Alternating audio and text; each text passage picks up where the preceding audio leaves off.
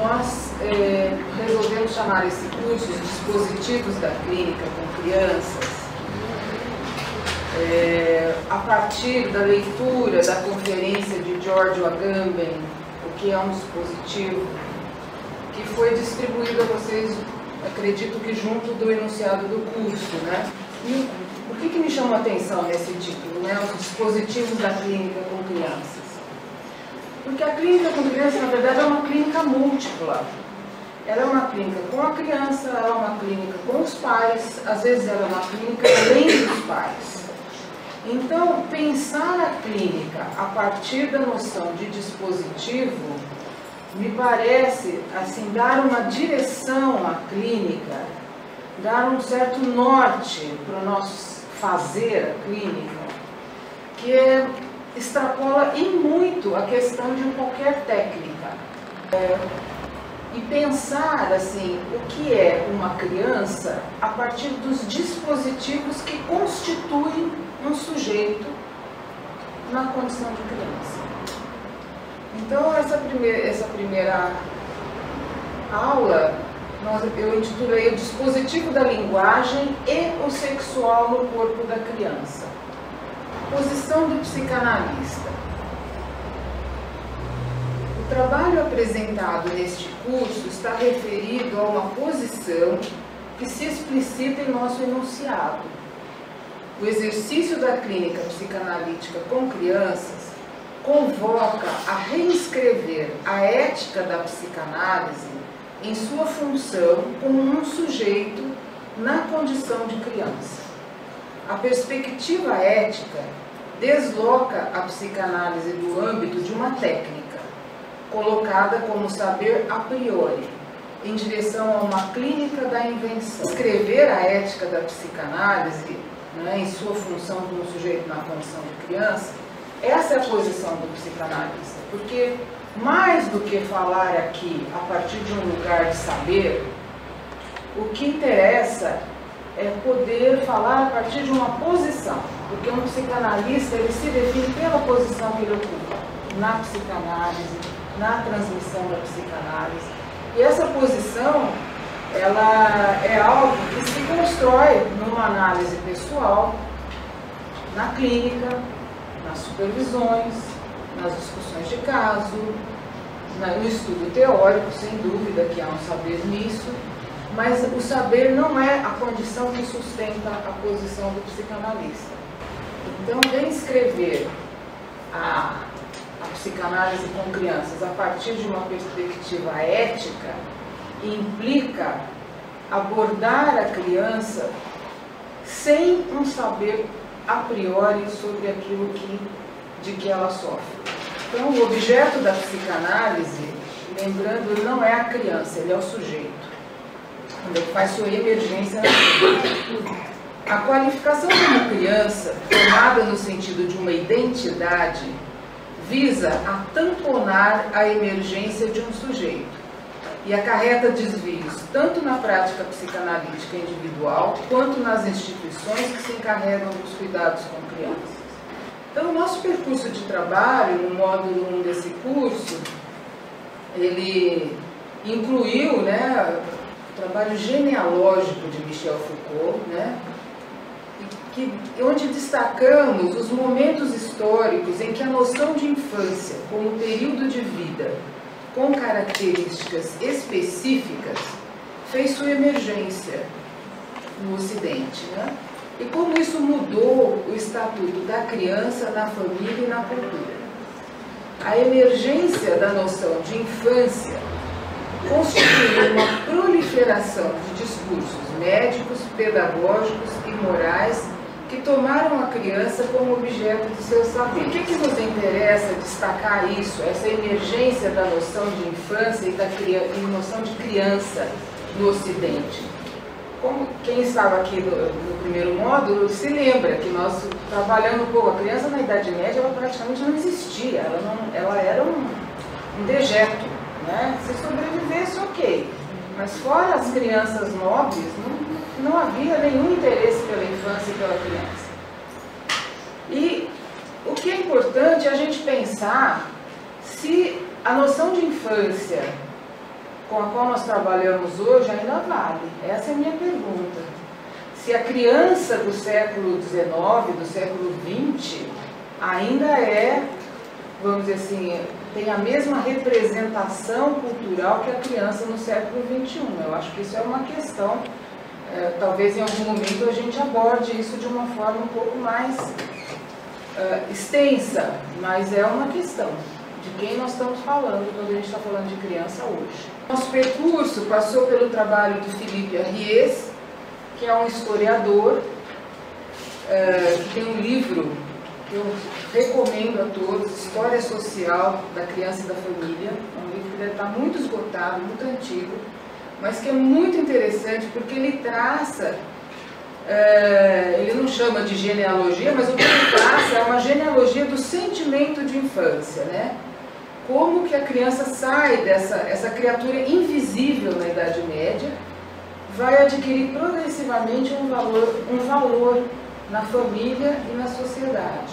Então, para o Philippe Arriès, como ele vai construir isso? Né? A construção da infância, em uma fase específica do desenvolvimento e a mudança de valor da criança concreta, estão representadas tanto na iconografia sagrada como na iconografia leiga e no movimento de escolarização em massa que ocorre a partir do século XVII. Então, o Philippe Arriès pega alguns marcadores, os jogos da criança, a iconografia sagrada e a iconografia leiga, que vão mostrando as representações da criança através dos séculos, o movimento de escolarização em massa, de onde surge a escolarização, as grandes...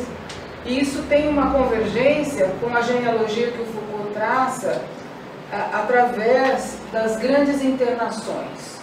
Então, a partir do século XVII, esse interesse da criança faz com que a criança seja colocada em algumas quarentenas, ou no internato escolar, ou se ela fosse pobre, órfã, tivesse algum transtorno, ela seria colocada no asilo. Os asilos do século XVII, eles internavam as crianças junto dos loucos em geral.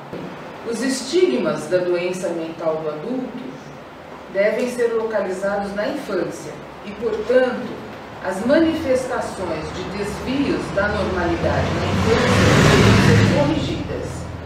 Os desvios, entre aspas, da sexualidade da criança são atribuídos a fatores hereditários, teoria da hereditariedade e degenerescência, e seriam predisponentes à doença do adulto. Então, a infância, ela é, por excelência, até esse momento, o lugar de origem da doença mental, o lugar de origem da manifestação da doença mental hereditária. Né? Essa teoria da hereditariedade e degenerescência.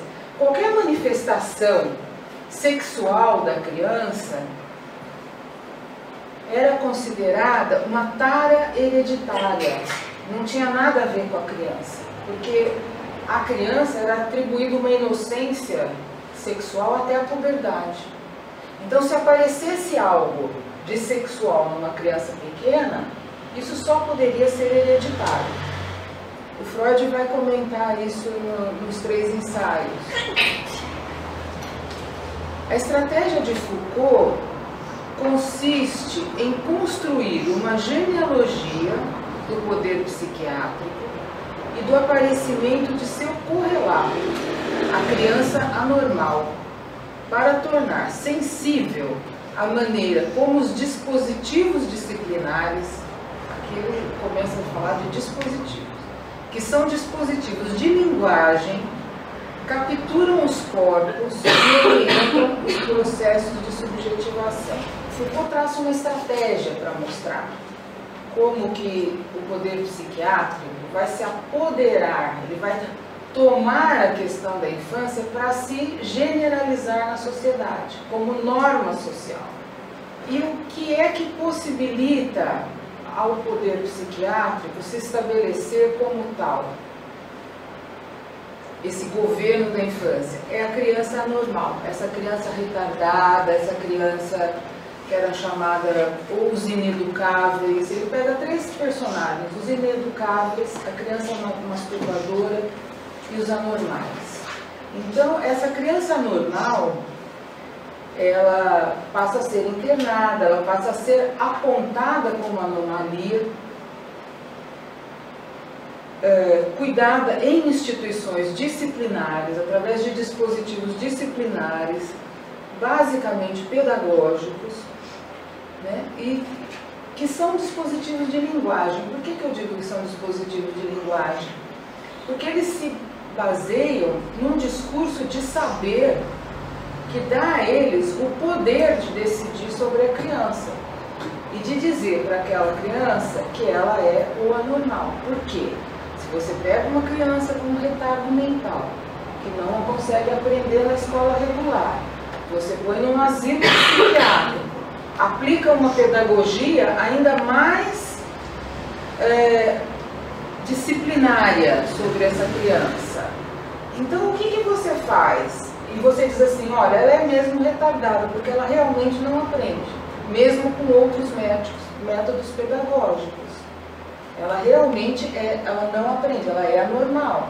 Ou seja, você confere ao método pedagógico e à disciplina psiquiátrica o que o Foucault chama de sobrepoder de realidade, que é como se dissesse assim, olha, é assim, porque vocês veem que por mais que eu aplique o método, essa criança continua retardada, ela é incurável. E esse sobrepoder da realidade, ele é um dispositivo de linguagem, porque muito saber foi acumulado a partir daí. Saber médico, saber pedagógico, saber psicológico, não é? Que visam a capturar esses corpos e orientar esses processos de subjetivação ou de dessubjetivação. Porque vocês vão ler lá na conferência do Agamben que um dispositivo ele tanto pode propiciar uma subjetivação como uma dessubjetivação. Então o poder psiquiátrico ele se caracteriza por isso, por ser um regime disciplinar, antes de mais nada. Por estabelecer normas e regras visando o controle dos comportamentos, dos gestos, dos tempos, dos sentimentos. Esse regime disciplinar é transmitido nas famílias e internalizado como parte da identidade dos sujeitos. Esse é o grande, vamos dizer assim, o grande pulo do gato do regime disciplinar. Porque como ele é um dispositivo de linguagem, o sujeito internaliza isso como norma, como regra. Isso dá ao sujeito um lugar de vida. Né? Então, ele é o retardado da família, ele é o anormal da família. Todos esses significantes que ele ouve no asilo, na escola, no internato, passam a fazer parte, ele toma para si como algo que diz dele.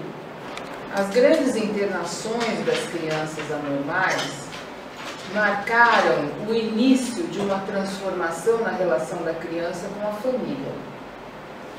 Esta deve, cada vez mais, se responsabilizar pelos cuidados e pela saúde da criança, indicando e tratando seus anormais. A tomada da criança pelo poder psiquiátrico marcou a generalização dessa forma de poder por via da família. A sexualidade da criança e seu controle passam a ser uma questão de saúde, pela qual os pais são responsáveis. A sexualidade da criança, ela é objeto de vários saberes que tentam dar conta do que ela continuamente coloca em questão, que é o ideal da inocência infantil. A sexualidade da criança, então, é negada nesse infantil perverso como parte normal do desenvolvimento. Suas manifestações sexuais, né, são tomadas como estigmas. A palavra estigma, designatária, hereditária, né, de perversidade precoce. Como tal, o infantil deve ser vigiado e suprimido por quaisquer meios, pois ele não se presta a finalidades adaptativas. Então, a descoberta freudiana, eu acho importante a gente pensar que ela acontece nesse terreno, né? Ainda em 1912, a Sociedade Psicanalítica de Viena, que estava se organizando, faz um congresso sobre a masturbação infantil. que a gente apresentou aqui no módulo passado. Tamanha era a relevância que esse tema tinha entre os psiquiatras e os psicanalistas. E é nesse terreno que Freud descobre, pela palavra de seus pacientes adultos, que a sexualidade infantil, as pulsões parciais, são um impulso que sustenta os sintomas neuróticos. Estes são a expressão deformada de aspectos desta sexualidade e a forma de satisfação das pulsões parciais.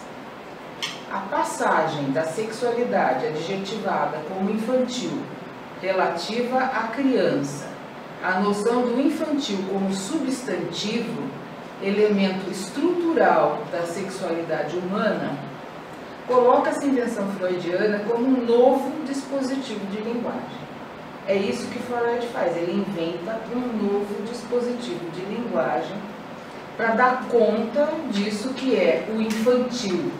Agora, não mais como uma manifestação de perversidade, uma manifestação contingente de uma sexualidade perversa, mas como estrutural a sexualidade humana, o sexual no corpo. Então, primeiro ponto, o infantil, a partir da invenção freudiana, é retirado do registro do hereditário e do biológico para ser inscrito no registro do transmissível e da linguagem. Segundo ponto, o sexual se inscreve no corpo da criança pelos cuidados do outro materno e é parte da própria constituição, da representação do corpo e de sua realidade, que é preciso cuidado do outro materno para que o sexual se inscreva no corpo da criança. E que o sexual ele vai constituir a própria representação de corpo e a própria realidade da criança e do seu corpo. O sexual, terceiro ponto, o sexual, as pulsões sexuais, impulsionam a noção de desamparo. Ela foi introduzida por Freud, estendida a partir da obra de Jacques Lacan.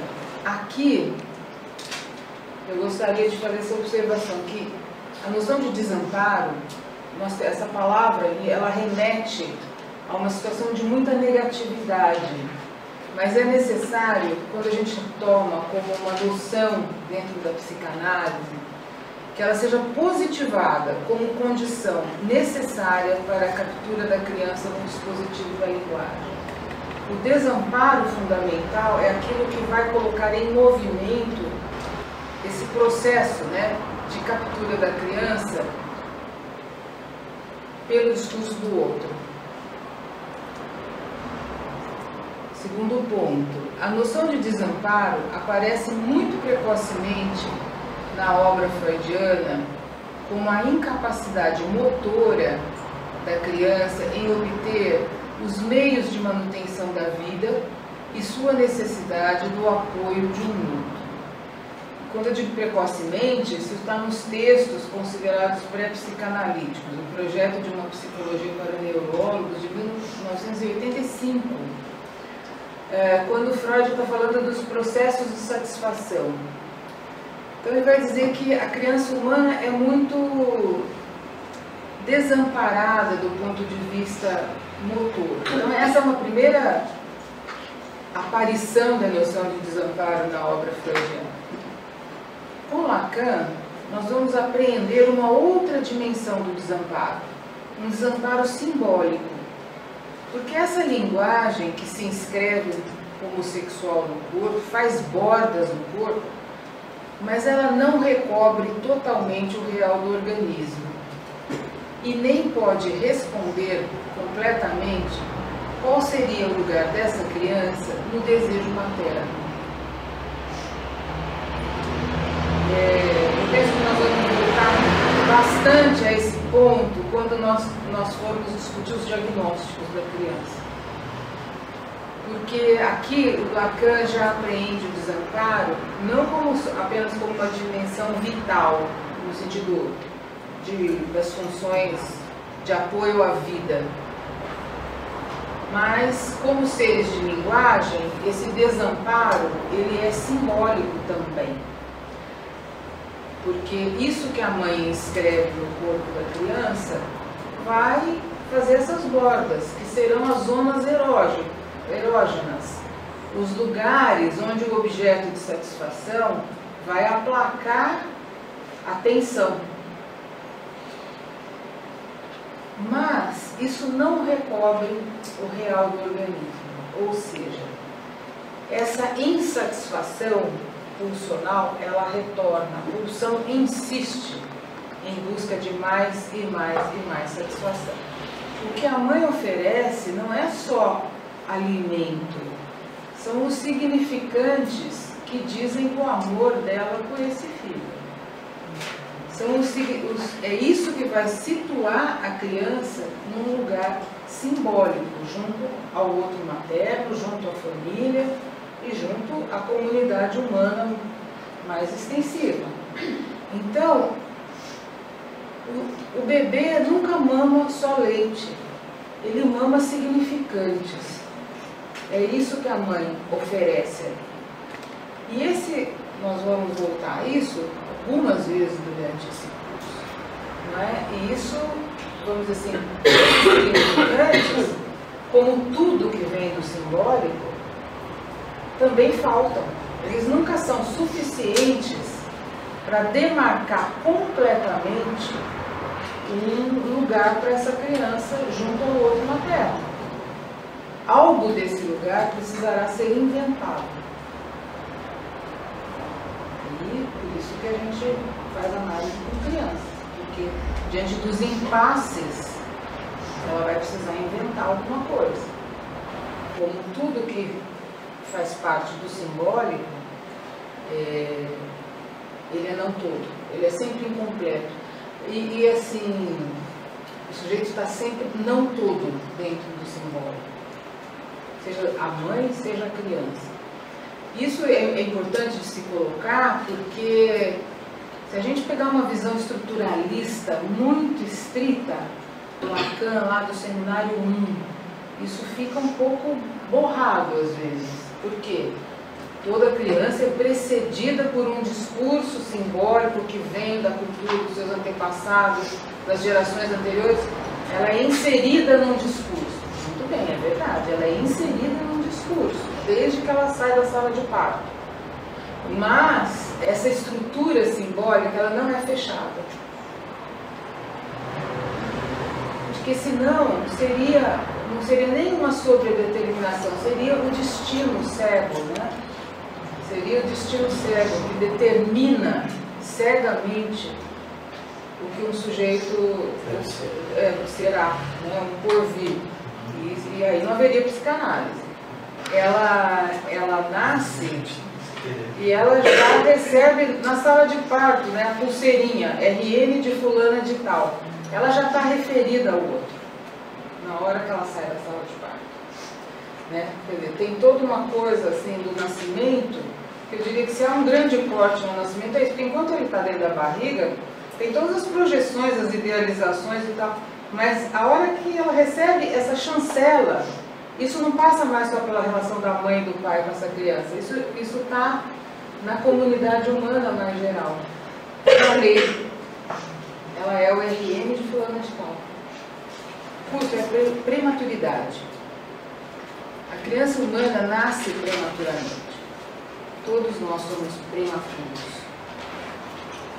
O seu aparelho neuromotor, ele se torna mais funcional depois do segundo ano de vida, quando se completa a formação da bainha de mielina responsável pela condução dos impulsos nervosos motores. Quando a criança nasce, ela tem um corpo muito incompleto, principalmente a extremidade distal. Ela não tem patela, a patela é uma cartilagenzinha. Ela tem os ossos da perna, não acabaram de se formar, por exemplo, o seio materno, que não é a mama, né, mas é o corpo materno, a mãe aliena esse corpo. E a criança apreende o corpo da mãe como o corpo próprio. E ela antecipa o seu funcionamento apoiando-se nesse corpo. Que ela vai descobrir bem mais tarde que não é dela. Que chora e as pessoas dizem, é mãe, ele quer colo. Porque realmente tem situações em que o bebê está tomado de uma tal angústia, ele precisa ser contido no colo. A contenção física, né, o colo, o ritmo do corpo, tudo isso acalma o bebê.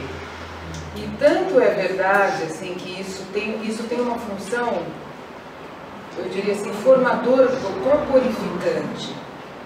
Porque talvez alguns de vocês já tenham tido a experiência de lidar com crianças com hospitalismo. A criança também antecipa. Ela escuta e reconhece a voz materna e é capaz de antecipar a imagem da mãe quando ouve sua voz. Por essa capacidade de antecipação, que é simbólica, ela pode ser marcada desde cedo pelos significantes que vêm da mãe. Aliás, a audição é o primeiro sentido que se desenvolve na criança, ainda dentro do útero. Por volta do 6º, 7º mês, um bebê de gestação, um bebê escuta muito bem e é capaz de distinguir vozes, distinguir a fala da mãe. E detalhe, os bebês recém-nascidos praticamente, eles distinguem quando a mãe fala a língua materna e quando ela fala uma língua estrangeira. Então, o bebê tem uma condição muito precoce de apreender o significante. É muito interessante isso. Ele está imerso no mundo de som. O bebê dentro do útero materno está submetido a um som de 90 decibéis, que é a batida do coração da mãe, que dá o ritmo, que já é simbólico. Tum-tá, tum-tá, tum-tá. Esse intervalo de silêncio e a variação da batida já é a entrada no simbólico. Então, o bebê humano ele tem uma aptidão para o simbólico. Eu diria que os bebês, de um modo geral, têm uma aptidão para o simbólico. Né? Saber, o bebê muito cedo ele consegue saber se você está brincando ou se você está brava com ele. Né? Se você está dando um tapinha de brincadeira ou se você está realmente brava. É muito cedo que os bebês adquirem. A antecipação simbólica do lado da mãe, então, implica que a criança seja inserida desde antes do seu nascimento num discurso que a precede. Esse discurso precede os pais e a criança e será determinante de seu lugar na família. O discurso do outro materno, causado por um desejo singular, constitui a amarra simbólica que vai oferecer à criança um lugar de subjetivação, um lugar único na família. O corpo da mãe é também um corpo de significantes, que são transmitidos à criança através dos cuidados e constituem um vasto discurso que implica o sexual na mãe, sua posição como mulher. Não dá para separar esse sexual na mãe da posição da mulher. O amor materno. Os cuidados e o amor do outro materno são necessários para constituir uma imagem unificada do corpo e um sujeito. O advento da imagem unificada do corpo e seu reconhecimento pelo sujeito faz cair sob o recalque a descoordenação motora primitiva e o desamparo primordial. Entra na relação ao outro na posição de objeto. Ela tem o brilho do objeto fálico, nos bons casos, né? Depois a gente vai ver isso. O dom do amor materno é o que faz com que essa não seja uma relação perversa, que a criança esteja não toda tomada como objeto do desejo da mãe. Quer dizer, o amor materno é aquilo que salva a criança, porque o amor implica que a mãe pode faltar, né? Ela pode não estar lá. E é isso que vai ser a salvação dessa criança para que ela esteja não toda no desejo materno. A captura no dispositivo de linguagem. Então, como se dá essa captura? Ao grito da criança, a mãe responde com saber. Ela interpreta, ela dá sentido ao grito e oferece o objeto correspondente, apaziguando a tensão. O corpo de saber da mãe inscreve o sexual no corpo da criança, faz bordas, demarca as zonas erógenas. As zonas erógenas são os pontos nos quais o corpo da criança é enlaçado pelo outro ao circuito pulsional. A pulsão faz borda e enlaça ao mesmo tempo. Então, isso desloca a questão da pulsão de qualquer posição assim, endógena, como se a pulsão fosse uma força endógena que nasce do corpo da criança. Não, o corpo da criança é uma massa de estímulos anárquicos, muito pouco orientado, né? É a mãe que faz borda, é a mãe que direciona, que enlaça. Ao oferecer o objeto, o outro materno oferece também os significantes do seu amor, enlaçando simbólico e imaginário ao real do organismo.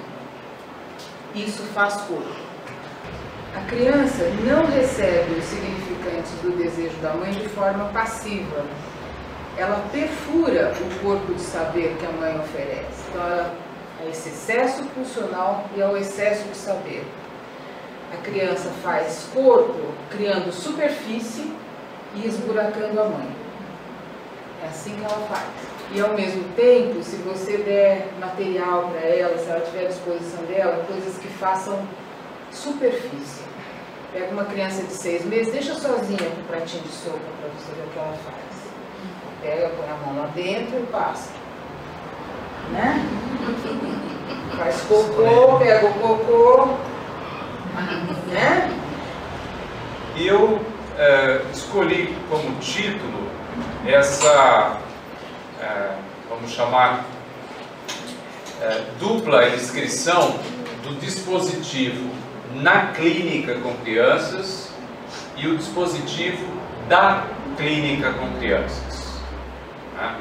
Porque uma coisa é pensar o dispositivo na clínica, tal como se efetiva a direção de um tratamento. O outro é o aspecto mais referencial, que é o dispositivo da clínica. Tá? Então, essa dupla inscrição me parece importante ter presente para o trabalho que a gente vai fazer. E a mim cabe, nesse momento, mapear ou cartografar o conceito de dispositivo, tal como ele aparece em Michel Foucault, né, e a leitura que o George Agamben faz deste conceito, que é a nossa referência teórica.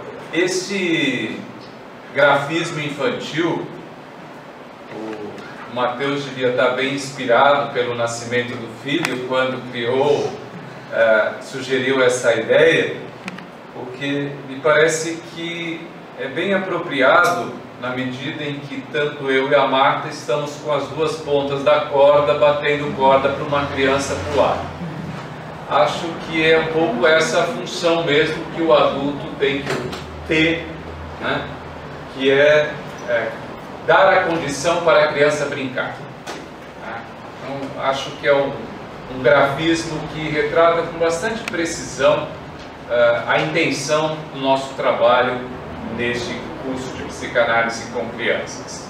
Na minha última fala, no módulo 1, né, destaquei uma referência que eu vou chamar aqui de epígrafe. Vou trazer duas epígrafes para abrir o meu percurso nesse trabalho. Uma se encontra no seminário 5 do Jacques Lacan, As Formações do Inconsciente, né? E que eu chamaria aí uma referência mais antropológica, que diz respeito àquilo que em filosofia se chama antropologia filosófica, ou o que é o homem para a psicanálise, né? De que humano nós estamos falando, tá? Porque não há uma única representação do que é ser humano, mas naquilo que nos constitui é preciso deixar claro de que humano estamos falando, qual é a representação, podemos chamar até filosófica, para esse humano. E o Lacan, nessa frase, me parece deixar bem claro essa antropologia psicanalítica, ao dizer que o homem é esse animal preso e articulado num sistema significante que lhe permite dominar sua imanência de vivente e se perceber como já morto. Ora, essa imanência de vivente é aquilo que Heidegger chamava do ser aí, né? Essa consciência de si que se constitui por esse elemento mais fundante, que é a imanência corporal, né?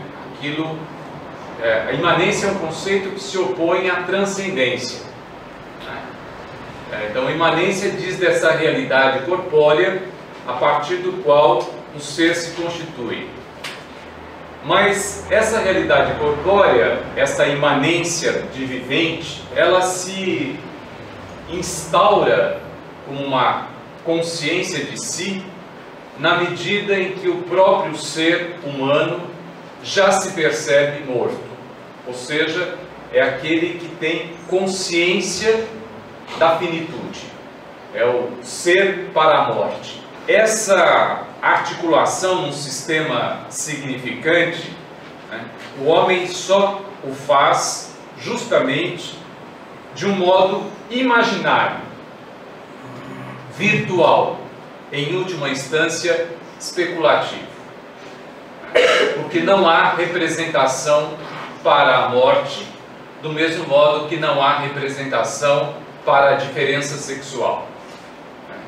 E é esse caráter especulativo que faz com que cada um do ser vivente se engaje num trabalho de subjetivação, né? Se engaje nesse processo simbólico, né? Onde vai se constituir como sujeito.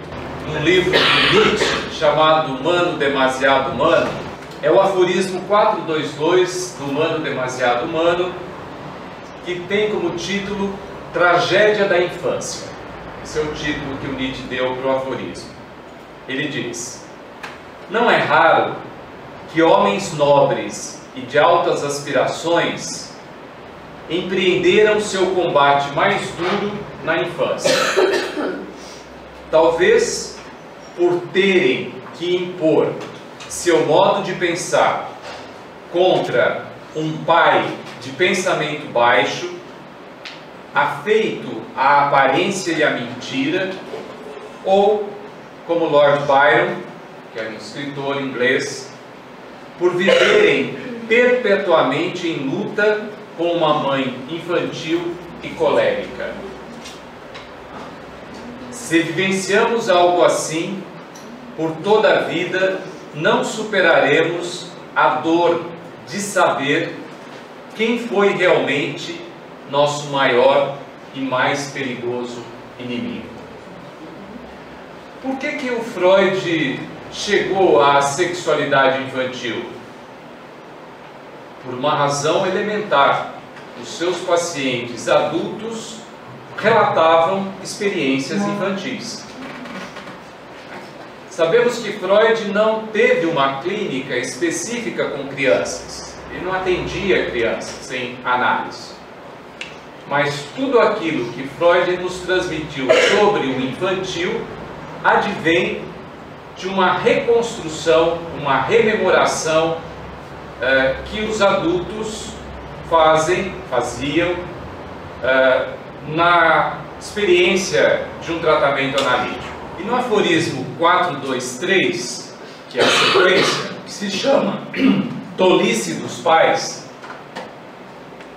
o Nietzsche nos diz: os erros mais crassos no julgamento de uma pessoa são cometidos por seus pais. Isto é um fato, mas como explicar? As pessoas costumam não refletir sobre aquilo que os cerca, aceitando simplesmente. Talvez a habitual falta de reflexão dos pais seja a razão porque, tendo de julgar seus filhos, julguem tão equivocadamente. Se vocês tirarem a palavra pais daí do texto do Nietzsche e colocarem adultos, o sentido é o mesmo. Se o pai, a mãe ou os adultos que cuidam dessa criança estão marcados pelos significantes que o constituem, né, certamente esses julgamentos que fazem sobre a criança são muito equivocados. Deste equívoco que nós vamos ter que trabalhar para determinar os elementos mínimos de uma clínica com criança. No dicionário Wise eletrônico, nós encontramos o seguinte: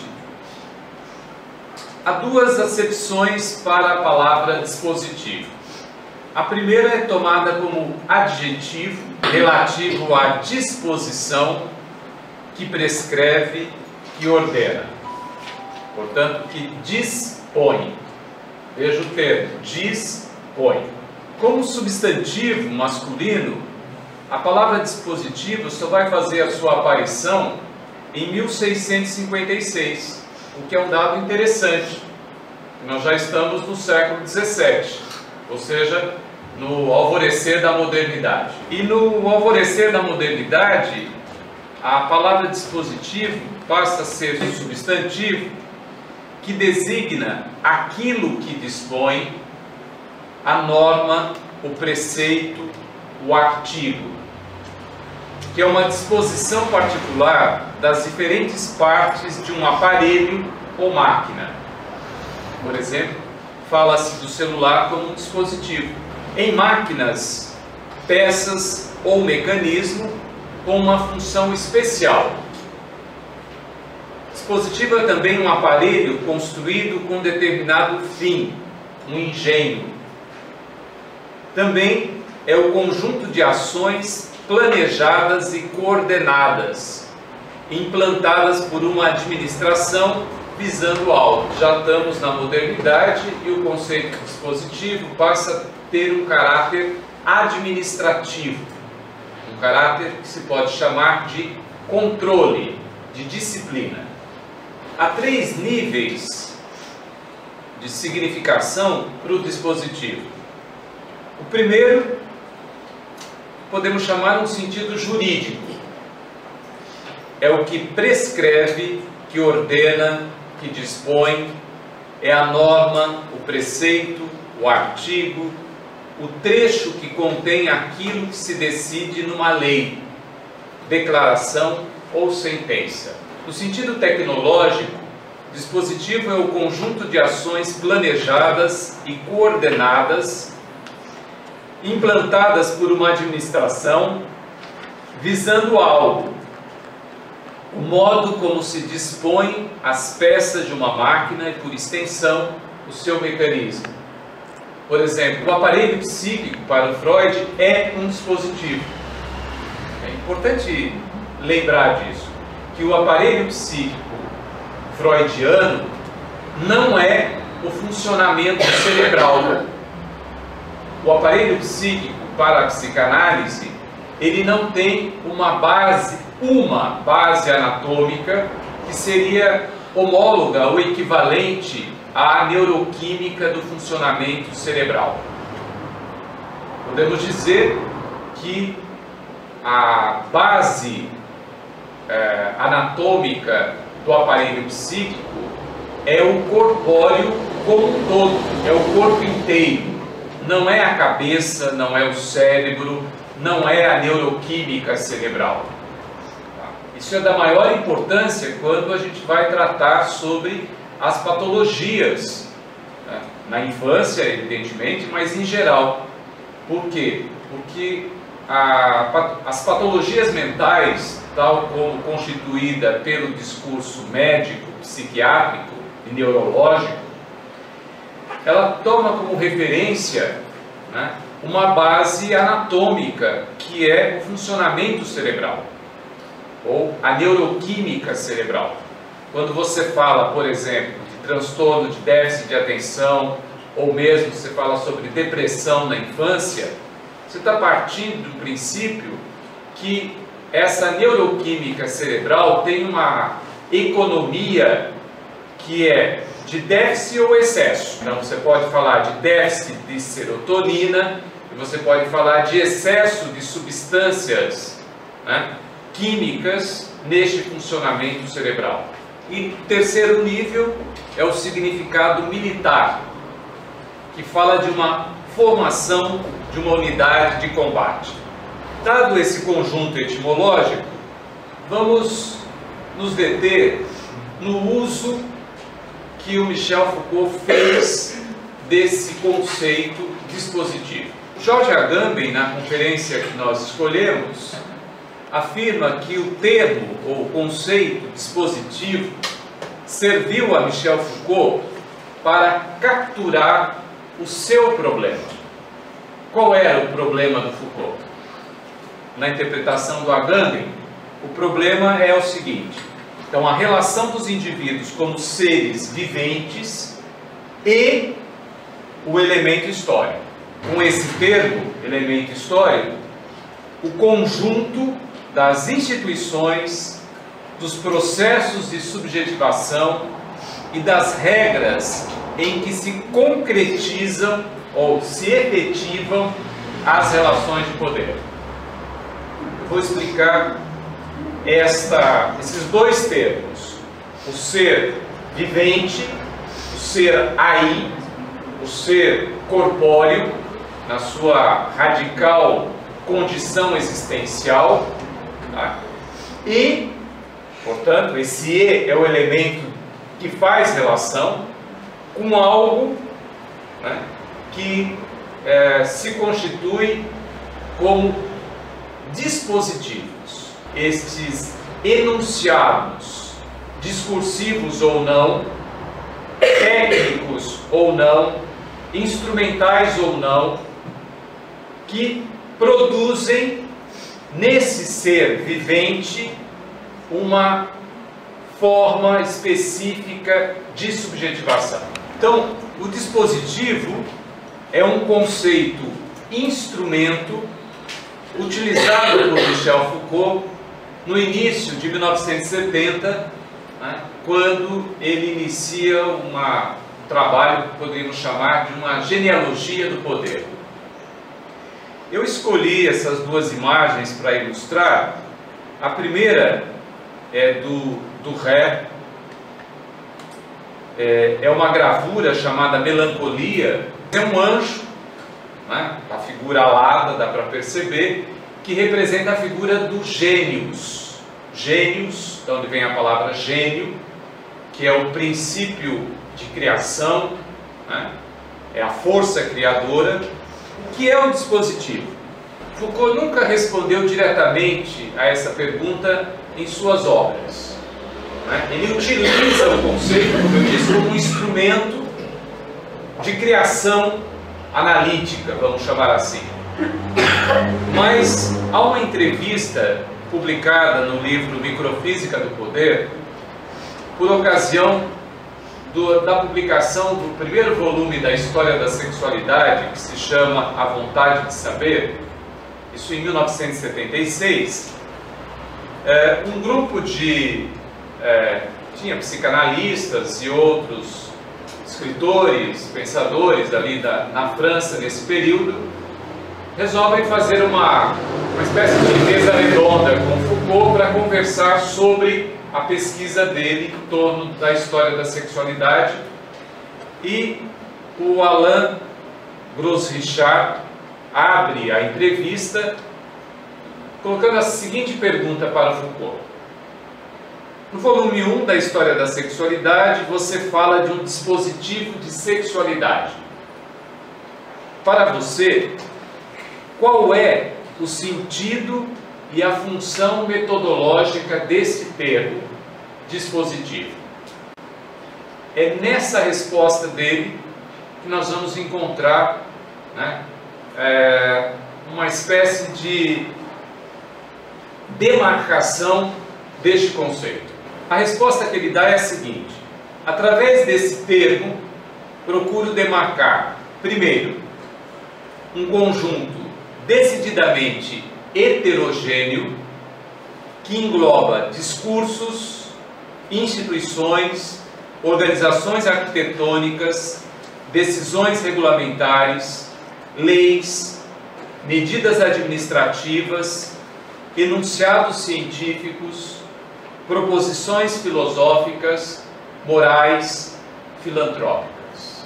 Em suma, o dito e o não dito são elementos do dispositivo. O dispositivo é a rede que se pode estabelecer entre esses elementos heterogêneos. Quem é que estabelece essa rede? É o ser vivente. Lembra lá, é a relação do vivente com os elementos históricos que são os dispositivos. Segundo, um dispositivo demarca a natureza ou a physis, demarca a natureza da relação que pode existir entre os elementos heterogêneos, discursivos ou não. Entre eles, existe um tipo de jogo, ou seja, mudança de posição, modificações de funções, que também podem ser muito diferentes. Quando uma criança joga, numa sessão de análise, como se ela está jogando, ora, o jogo permite que essa relação da criança com os dispositivos que a capturam possa sofrer algum tipo de modificação e deslocamento. No ato de brincar, a criança vai recriando, e a palavra é essa, recriando, reinventando a sua relação com os dispositivos no qual ela está capturada. Terceiro, dispositivo é um tipo de formação que em um determinado momento histórico teve como função principal responder a uma urgência. O dispositivo tem, portanto, uma função estratégica dominante. Este foi o caso, por exemplo, da absorção de uma massa de população flutuante que uma economia de tipo essencialmente mercantilista achava incômoda. Existe aí um imperativo estratégico funcionando como matriz de um dispositivo que, pouco a pouco, tornou-se o dispositivo de controle e dominação da loucura, da doença mental e da neurose. No momento em que a criança passa a ser isolada da família para ser tratada, cuidada, ela está capturada num dispositivo que já a identifica como anormal, portanto, como portadora de uma patologia. É o que faz atualmente a escola quando encaminha uma criança para um neuropediatra ou para um psiquiatra ou mesmo para o pediatra. E claro, para a família é essencial identificar qual é o problema. Ela? Bom, então ela é a lata de lixo do sintoma familiar. Sobre essa criança problema, a sintomatologia familiar conjugal vai ser depositada. Eu destaquei aí duas definições de dispositivo, a do Foucault e a do Agano, que está lá na conferência. Diz o Foucault: o dispositivo está sempre inscrito em um jogo, novamente o conceito de jogo, em um jogo de poder, estando sempre, no entanto, ligado a uma ou outra configurações de saber que dele nascem, mas que igualmente o condicionam. É isto o dispositivo. Estratégias de relações de força, sustentando tipos de saber e sendo sustentadas por eles. Do lado do Agamben, depois de ter abordado esse conceito no Foucault, ele diz assim: chamarei literalmente dispositivo qualquer coisa que tenha, de algum modo, a capacidade de capturar, orientar, determinar, interceptar, modelar, controlar e assegurar os gestos, as condutas, as opiniões e os discursos dos seres viventes. Recapitulando, dizer: há duas grandes classes. Há a classe dos seres viventes, ou que ele chama de as substâncias, que é aquilo que é da ordem do imanente, e uma outra classe que são os dispositivos. Tá? Há a classe dos seres vivos e os dispositivos. Entre as duas classes, num espaço intervalar, como uma terceira oculta, os sujeitos. Isso é uma certa leitura do Agamben do conceito de sujeito para o Lacan, por exemplo. Quando vai dizer que um significante representa um sujeito para outro significante, e que o sujeito está entre, essa ideia de intervalo, ele está entre um significante e outro. Então, é preciso haver, no mínimo, dois significantes, um referenciado ao outro, para que o sujeito possa ser representado. Ele conclui: chamo sujeito, considero o sujeito, o que resulta da relação, e por assim dizer, do corpo a corpo entre os viventes e os dispositivos. Quando Marta chamou a atenção de que o objeto da psicanálise não é a criança, e sim o sujeito, é justamente aí que está a ancoragem. O sujeito, ele não é algo inato. O sujeito advém, o sujeito faz a sua aparição, a sua emergência na relação que o constitui como ser vivo e os dispositivos. É nesta relação, sempre aberta, nunca fechada, que o sujeito faz sua aparição. Seguindo a exposição dele, no final, o Agamben faz uma provocação, uma advertência e uma definição. Qual é a provocação? Ele pergunta: quais estratégias podemos seguir no corpo a corpo cotidiano com os dispositivos? Que estratégias a clínica psicanalítica com criança pode abrir para que a criança, na sua relação corpo a corpo com os dispositivos, advenha como sujeito? É disso que vamos tratar. Advertência: não se trata simplesmente de destruir os dispositivos, nem, como sugerem alguns ingênuos, de usá-los de modo justo. Definição: se todo dispositivo implica, com efeito, um processo de subjetivação, sem o qual o dispositivo não pode funcionar como dispositivo de governo, mas se reduz a um mero exercício da violência.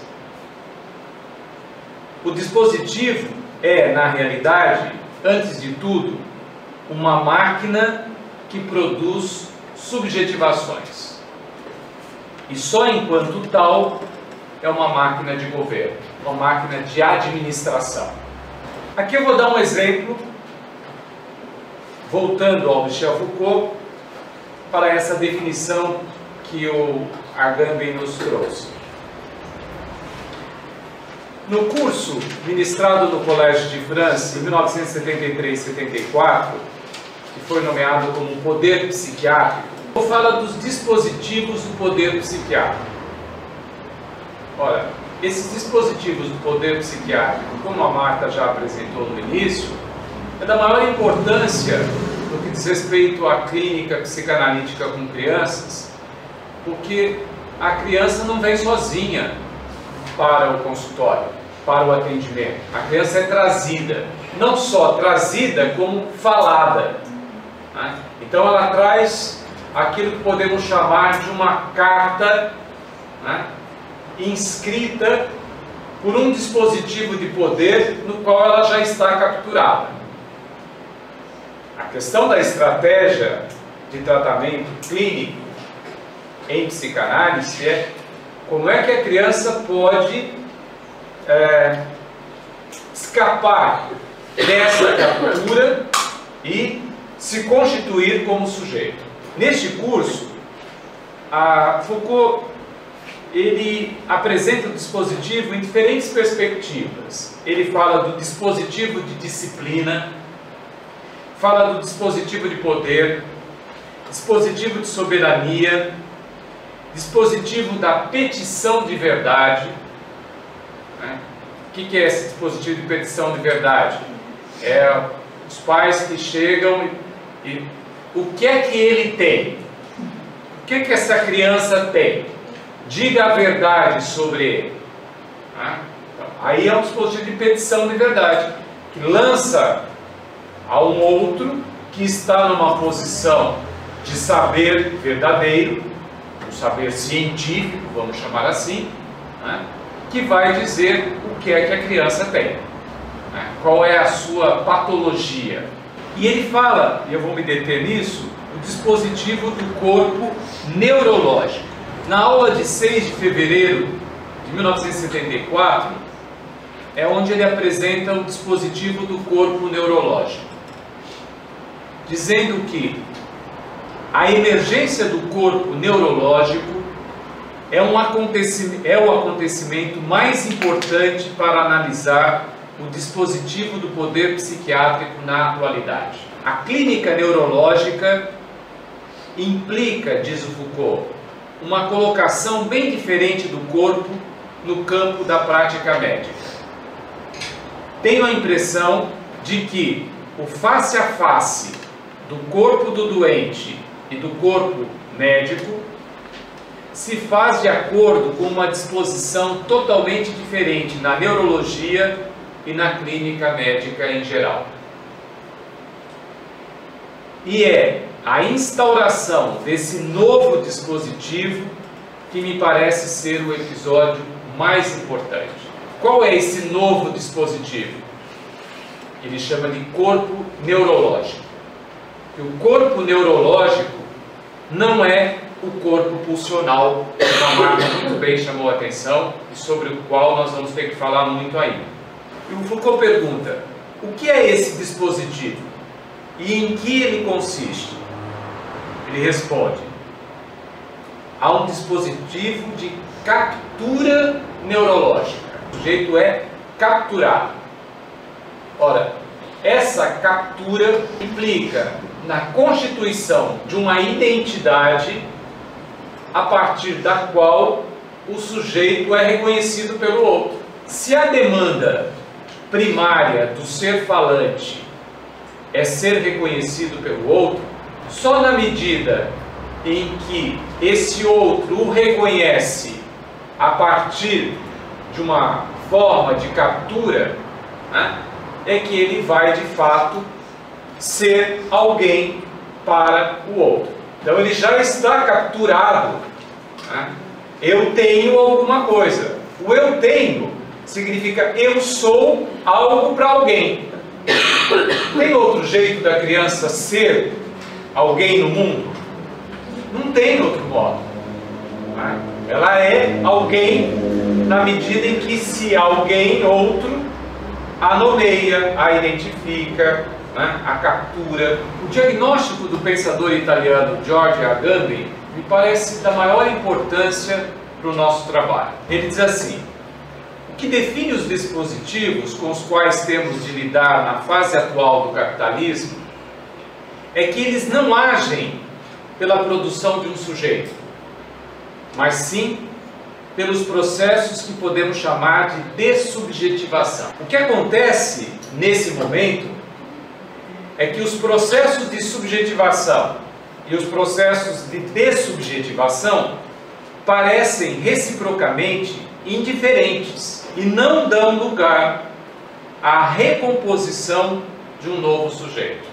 A clínica psicanalítica inventada por Freud criou um lugar para a recomposição de um novo sujeito.